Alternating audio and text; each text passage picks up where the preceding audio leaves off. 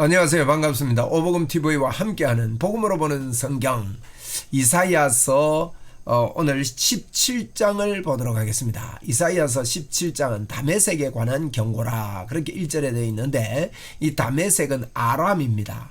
아람 나라의 다메섹에 대한 경고다 이런 말씀을 지금 하고 있습니다. 이 아람은 저 위쪽에 있는 그런 동네지요. 아람 지도를 좀 보면 좋겠는데 이제 그 아람을 한번 보겠습니다. 제가 지도를 좀 준비하겠습니다. 지도를 미처 준비를 못하고 나왔네요. 자, 우리 그 아람을 지도를 보고 위치 보고 갑시다. 자, 아람은 여위에입니다. 여위에 다메섹이라는 이 좀 있는 다메섹에 대한 경고다. 그렇게 나오는 게 17장입니다. 아람의 멸망에 대한 메시지입니다. 자, 에돔, 모압, 암몬, 아람 이렇게 이스라엘 동쪽에 쭉 위치해 있는 주변 나라.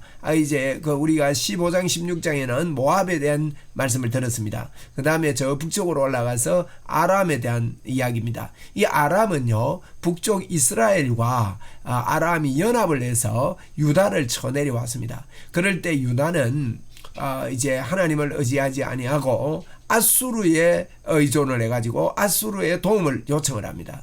그래서 아람은 이 일로 말미암아 완전히 없어지는 나라가 되어버렸고요. 이스라엘은 멸망하는 계기가 되어버렸습니다. 그러면서 남유다도 멸망할 뻔했는데 하나님께서 임마누엘로 지켜주셨다 하는 이야기를 저희들이 앞서서 보았습니다. 이렇게 이제 우리가 17장을 보겠는데요. 자, 우리 전체 계율을 좀 보면 1장부터 12장까지는 유다에 대한 이야기다. 이 13장부터 23장까지는 열방에 대한 이야기다. 열방을 바벨론, 모압까지 2장 바벨론, 2장 모압. 그래서 13, 14 바벨론, 15, 16 모압, 17장 아람. 다메섹입니다. 에 관한 이런 이야기가 이렇게 기록되어 있습니다. 자, 17장의 내용은 다메섹과 에브라임이 멸망하지만은 남겨둘 자가 있다고 그렇게 말씀하시는 내용도 포함되어 있는데요. 1절부터 3절까지가 다메섹과 에브라임을 황폐케 하겠다 하시는 말씀입니다. 그 다음에 4절부터 8절까지는 남은 자가 있겠다. 이게 축복이죠. 남은 자가 누굽니까? 예수 그리스도를 보내겠다 이 의미입니다. 남은 자를 하나님께서 꼭 두시겠다. 4절부터 8절까지 말하면서 9절부터 11절까지 온 땅이 황폐해질 것을 아람 땅이 황폐해질 것을 말하고 열방이 이제 특별히 아수르가 침공해 올 것을 예언을 하는 이런 말씀이 17장 전체입니다. 17장 내용 봅시다. 에브라임이 황폐하게 되겠다. 그러나 남은 자가 있겠다. 온 땅이 황폐해서 구체적으로 이렇게 황폐해짐에 대한 설명을 하고 있고 또 열방이 아람을 침공할 것이다 하는 이런 내용이 이제 저희들이 보는 이 17장 내용입니다. 자, 우리 이사야서 17장 1절 보겠습니다. 다메섹에 관한 경고라. 보라, 다메섹의 장차 성읍을 이루지 못하고 어떻게 된다고요? 무너진 무더기가 될 것이라. 성읍을 이루지 못하고 무더기처럼 된다. 이 무더기는 뭐 어디에 쓸 겁니까? 쓰레기처럼 무더기가 된다. 이렇게 말씀하십니다. 아로엘의 성읍들이 버림을 당하리니. 아로엘은 성경에 한 3군데 정도 이렇게 여러 군데 나오는데 이것은 이제 아람 다메섹 위에 있는 그 아로엘 성읍을 이야기합니다. 아로엘 성읍들이 버림을 당하리니 양무리를 치는 곳이 되어 그 성읍이 사람이 살아야 된다. 양무리를 치는데 양이 눕되 놀라게 할 자가 없을 것이라. 사람이 없으니까 양이 자기 마음대로 우리 사람이 싹 없어진다는 그런 의미입니다. 양무리를 치는 곳이 되어버릴 것이다. 3절입니다. 에브라임의 요새와 다메섹 나라와 아람의 남은 자가 멸절하여. 이 에브라임은요 이스라엘을 두고 하는 이야기거든요. 이스라엘의 요새와 다메섹 나라와 아람의 남은 자가 멸절하여. 이 말은 아람하고 이스라엘이 연합해가지고 유다를 쳐내려왔단 말입니다. 아하스 왕 때 말이에요. 그래서 하나님께서 7장에서 이사야 7장에서 표적을 구해라. 두 나라는 천으로 오지만은 두려워하지 말라. 저들은 그 타다남은 두 부적갱이처럼 될 것이다. 너는 나에게 정표를 구하라 했는데 아하스 왕이 정표를 구하지 않습니다. 그러니까 하나님께서 답답해서 먼저 임마누엘의 보라 처녀가 잉태하여 아들을 낳을 것이요. 그게 이제 7장 14절 아닙니까? 그 이야기입니다. 그래서 에브라임과 요새와 에브라임의 요새 또 다메섹 나라 다메섹은요. 다메섹은 이게 이제 산지에 둘러싸인 평지입니다. 다메섹 도상 나오죠. 그게 아람이거든요. 아람의 남은 자. 그러니까 다메섹 나라와 아람의 남은 자. 이 같은 이야기예요. 그래서 아람 나라 전체가 다메섹은 산지에 둘러싸여 있는데 아주 그 가운데 평지가 이렇게 있습니다. 아주 난공불락의 성이라고 할 수 있는 그런 곳인데 이게 멸절하겠다. 이스라엘 자손의 영광과 같이 되리라. 이스라엘 자손의 영광이 뭡니까? 처음에는 영광스러웠지만 나중에는요. 호세아 왕 때 완전히 패망해가지고 아수르의 포로로 잡혀가는 그와 같은 자처럼 처음에는 괜찮은 것 같다가 완전히 망하겠다 이 이야기입니다. 만군의 여호와의 말씀이라. 하나님께서 에브라임과 아람을 이렇게 완전히 이스라엘의 영광처럼 그렇게 무너뜨리겠다 하는 그 패망을 이야기하고 있는 겁니다.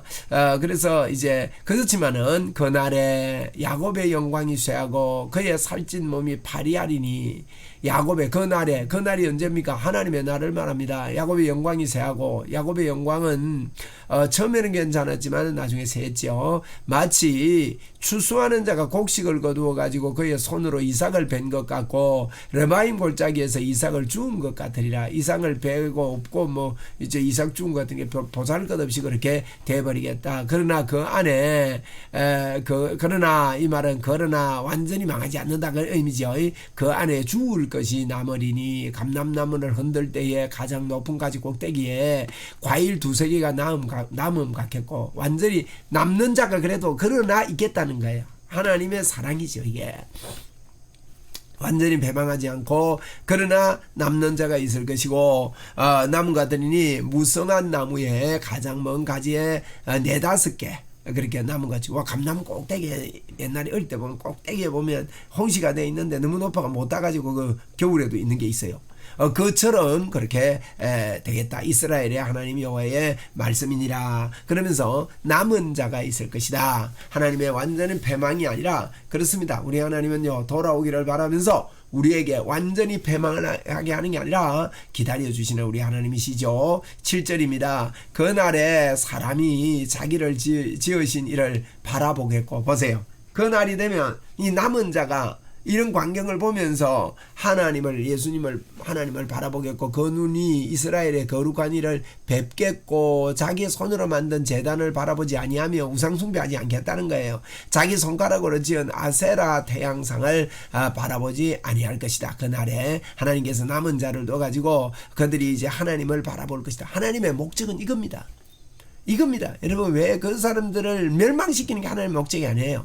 하나님을 바라보는 게 목적입니다. 오늘도 우리가요 주님이 우리에게 충만합니다. 그 충만함을 오늘도 이 시간도 인정하고 받아들입시다. 이런 완전히 주님 앞에 둘러싸인 것을 자꾸 생각하는 것이 그 임마누엘을 믿고 사는 것이고 기름 부음을 유지하는 방법입니다. 9절입니다.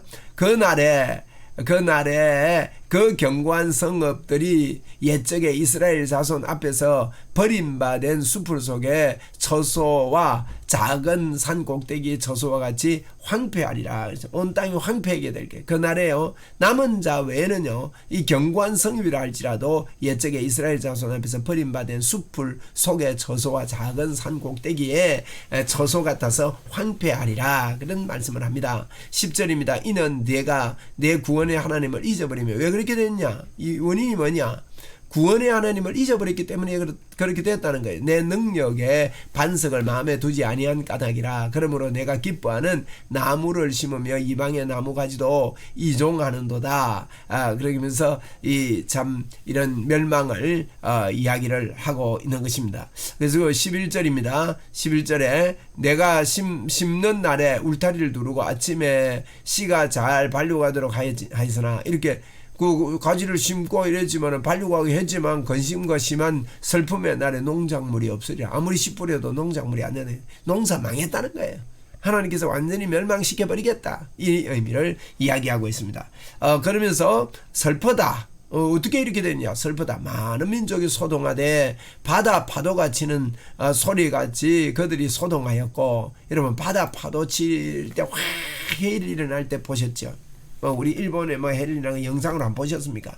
바다 파도 치듯이 막 큰 물결이 몰려온다. 벌써 열방이 그 뒤에 열방이 충돌하였을 때 큰 물이 몰려옴 같이 그들도 충돌하였다. 이 여러분 큰 물이 막 몰려와가지고 이 해일이 일어나가지고 썰어버리면요 아주 쑥대밭이 되더랍니까. 그러니까 감당치 못할 이런 일들이 일어나겠다. 열방이 일어나서 이렇게 이 아람을 쳐부수겠다 이런 이야기입니다. 열방이 충돌하기를 많은 물이 몰려온 것 같지 않아 주께서 그들을 꾸짖으시리니 그들이 멀리 도망함이 산에서 겨가 바람 앞에 흩어진 것 같고 폭풍 앞에 떠도는 티끌 같을 것이라. 13절에요. 이제 막 물이 쳐들어오듯이라고 막 폭풍 앞에 떠도는 티끌. 그게 뭐 바람이 태풍이 부는데 티끌 그거 뭐 별 수 있습니까? 그렇게 약하게 아람이 대단하다 그래도 다메섹이 산악을 둘러싸이고 평지 그 도시고 이렇다 할지라도 완전히 패망할 것이다. 태풍의 틸걸 같이 되겠다. 여러분 하나님의 심판은요 이렇게 거침없습니다. 우리 사람의 힘으로 도저히 막을 수 없는 겁니다. 자, 그런데 보라, 저녁에 두려움을 당하고 저녁 되면요 편안해서 쉬고 잠자야지. 편안하게 자야 되는데 저녁에 두려움이 오면요 밤새 잠 못 자는 거예요. 아침에 오기 전에 그들이 없어졌나니 밤새 잠 못 자니까 밤새도록 아침에 오기 전에 없어져 버린 거예요. 그러니까 얼마나 밤이 두렵고 그 밤이 피곤하고 힘들고 어렵습니까? 이는 우리를 노력한 자들의 몫이요 우리를 강탈한 자들의 봉인이라. 노력한 자들의 목 그들이 쳐들어와서 이렇게 하겠다. 그래서 이제 아람 멸망에 대해서 이야기입니다. 다메섹에 대해서 에브라임에 대해서 다메섹하고 에브라임과 같이 다루었냐. 이 연합해가지고 유다를 쳐들어왔단 말이에요. 그래서 유다가 아수르의 도움 요청받아가지고 아수르 내려와가지고 아람을 완전히 없애버렸어요. 그리고 이스라엘을 포로로 다 잡아가 버리고 이스라엘도 그때 망하게 됩니다. 근데 유다도 그때 이제 유다도 아수르에게 망할 뻔했는데 하나님이 지켜주셨죠. 그런 이야기가 앞에도 나옵니다. 그죠? 그러면서 이제 그렇지만 하나님께서요 이제 나중에 유다가 돌아올 때에 남은 자를 남겨두겠다 이런 말씀을 하고 있는 걸 봅니다. 하나님의 사랑의 그 음성이라고 할 수 있죠. 자, 우리 아람에 대한 말씀을 오늘 17장에서 보았습니다. 감사합니다.